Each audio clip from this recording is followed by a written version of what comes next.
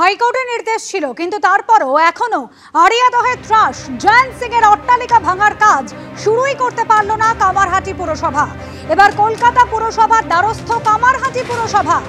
আড়িয়াদহে ত্রাস জয়ন্ত সিং এর বাড়ি ভাঙা নিয়ে কলকাতা পুরসভার ডেপুটি মেয়রের সঙ্গে কথা কামারহাটি পুরসভার পুরপ্রধানের।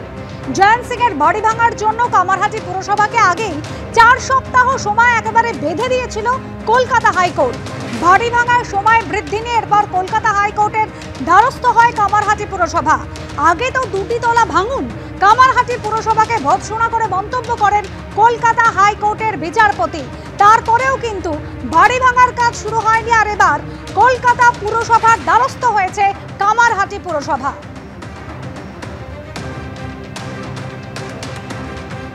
কামারহাটিতে জয়ন্ত সিং এর এই প্রাসাদোপম বাড়ি ভাঙতে ইতিমধ্যেই বিপাকে পড়েছে কামারহাটি পুরসভা। গত শুক্রবার এই বাড়ি ভাঙার জন্য দরপত্র চাওয়া হলেও এখনও পর্যন্ত কোনো সংস্থা দরপত্র জমা দেয়নি। পুরসভা সূত্রে জানানো হচ্ছে যে আগামীকাল অর্থাৎ সোমবার দরপত্র জমা পড়তে পারে। কিন্তু এই প্রাসাদোপম বাড়ি ভাঙতে নানা রকম সমস্যার সম্মুখীন হতে পারে যে সমস্ত সংস্থাগুলি এই বাড়ি ভাঙার দায়িত্ব নেবেন, কেননা স্বল্প পরিসর রাস্তা, সেক্ষেত্রে যন্ত্রাংশ ভেতরে প্রবেশ করানোর ক্ষেত্রে একটা সমস্যা দেখা দিতে পারে। সেই কারণে কামারহাটি পুরসভা ইতিমধ্যেই শরণাপন্ন হয়েছে কলকাতা পুরসভার। ইতিমধ্যেই পুরপ্রধান অতীন ঘোষের সঙ্গে কথা বলেছেন যে কোনো বড় সংস্থা আছে কি না সেটা দেখার জন্য, যারা এই জয়ন্ত সিং এর প্রাসাদোপম বাড়ি ভাঙতে সক্ষম হবে। কলকাতা হাইকোর্টের তরফ থেকে একেবারে 4 সপ্তাহের সময়সীমা বেঁধে দেওয়া হয়েছিল জয়ন্ত সিং তার যে সাদা অট্টালিকা, দুধ সাদা অট্টালিকা, তা ভাঙবার জন্য। যদিও তা করতে পারেনি কামারহাটি পুরসভাকে, এখনো পর্যন্ত সেই বাড়ি ছুঁতে পর্যন্ত পারেনি। আর এবার কলকাতা পুরসভার দ্বারস্থ হয়েছে কামারহাটি পুরসভা। সমীরণ পাল আমাদের প্রতিনিধি রয়েছেন আমাদের সঙ্গে টেলিফোন লাইনে। সমীরণ, কখনো আদালতের কাছে সময় বৃদ্ধির আবেদন জানানো হয়েছিল, আবার কখনো কামারহাটি পুরসভা এরকম যুক্তি দেখিয়েছে যে পর্যাপ্ত পরিকাঠামো পর্যন্ত নেই, আর এবার তারা কলকাতা পুরসভার দ্বারস্থ হলো। একেবারে অনুসূয়া, যে গত কয়েকদিন ধরে একটা টালবাহানা চলছে যে এই জয়ন্ত সিং এর যে প্রাসাদোপম বাড়ি সেটাকে ভেঙে ধূলিসাৎ করতে হবে। মহামান্য হাইকোর্টের নির্দেশ রয়েছে, শুধু তাই না, সেটাকে ফুটবল খেলার উপযোগী করে তুলতে হবে। পুরসভার বক্তব্য, এর আগে যখন তারা বেআইনি নির্মাণ ভেঙেছে তখন জেসিবি নিয়ে এসে সেই বেআইনি নির্মাণের অংশটুকু তারা ভাঙতে সক্ষম হয়েছেন। কিন্তু এক্ষেত্রে পুরো বাড়িটি ধূলিসাৎ করতে গেলে সরু গলি অর্থাৎ স্বল্প পরিসর রাস্তায় জেসিবি প্রবেশ করানোর একটা সমস্যা রয়েছে। তার পাশাপাশি যে সমস্ত সংস্থার সঙ্গে পুরসভা কথা বলেছে তারা অনেকেই অনীহা প্রকাশ করেছেন। গত শুক্রবার দরপত্র চাওয়া শুরু হয়েছে যে সমস্ত সংস্থা আগ্রহী এই পুরো বাড়িটি ভেঙে ফেলার জন্য। এখনো পর্যন্ত কোনো দরপত্র জমা পড়েনি। পুরপ্রধান যেটা জানাচ্ছেন যে আগামীকাল দরপত্র জমা পড়ার সম্ভাবনা রয়েছে। সেই কারণেই তিনি কলকাতা পুরসভার ডেপুটি মেয়র অতীন ঘোষের সঙ্গে আজকে কথা বলেছেন যে কলকাতা পুরসভায় এই ধরনের পরিকাঠামোযুক্ত কোনো সংস্থা চেনা জানা আছে কিনা, যারা এই দুধসাদা অট্টালিকা ভাঙতে সক্ষম হবে। এক্ষেত্রে যেটা বোঝা যাচ্ছে যে এবার কামারহাটি পুরসভা বাড়ি ভাঙতে কলকাতা পুরসভা শরণাপন্ন হচ্ছে। কেননা এই যে প্রাসাদোপম বাড়িটি, এটি 3 তলা বাড়ি রয়েছে এবং যেখানে ফিডার রোডের ঠিক পাশে, সেখানে ভেতরে প্রবেশ করার একটা সমস্যা রয়েছে, যন্ত্রাংশ নিয়ে যাওয়ার একটা সমস্যা রয়েছে। বারবার পুরসভার তরফ থেকে এই একটা যুক্তি দেওয়া হচ্ছে, কিন্তু এইটাকে কেন্দ্র করে বিরোধীরা বারবার এই কামারহাটি তৃণমূল পরিচালিত কামারহাটি পুরসভাকে আক্রমণ করছে। আজকে প্রাক্তন সিপিএম বিধায়ক মানস মুখোপাধ্যায় তিনিও বলেছেন যে পুরসভার সদিচ্ছার অভাব রয়েছে।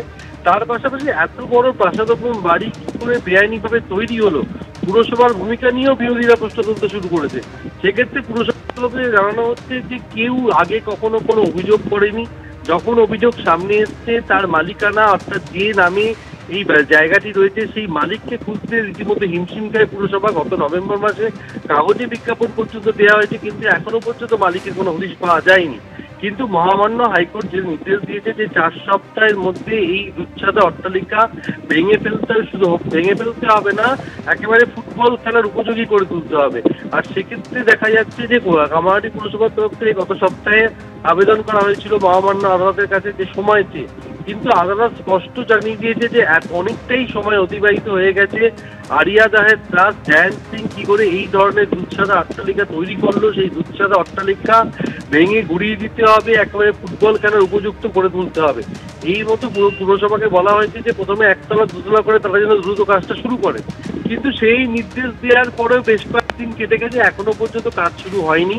এরপরে অসহায় কামারহাটি পুরসভা এখন দ্বারস্থ হয়েছে কলকাতা পুরসভা।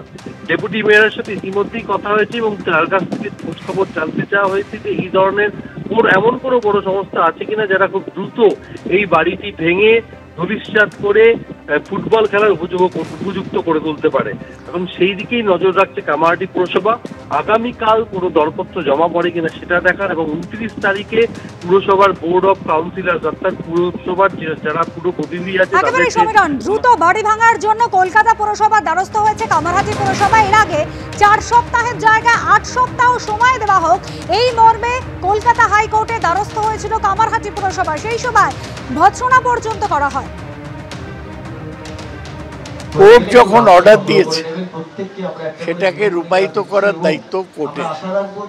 আদালত ব্যবস্থা নিক, যে কোনো মূল্যে ব্যবস্থা নিতে হবে। জয়ন্ত সিং ভোট লুট করে, ভাঙবে না। মমতা ব্যানার্জি সংবিধানের 4টে স্তম্ভের কাউকে মানে না। হাইকোর্ট যদি মুখ্য সচিব আর ওই পুলিশ কমিশনার আর কামারহাটির চেয়ারম্যানকে জেলে ঢোকায়, জব্দ হয়ে যাবে।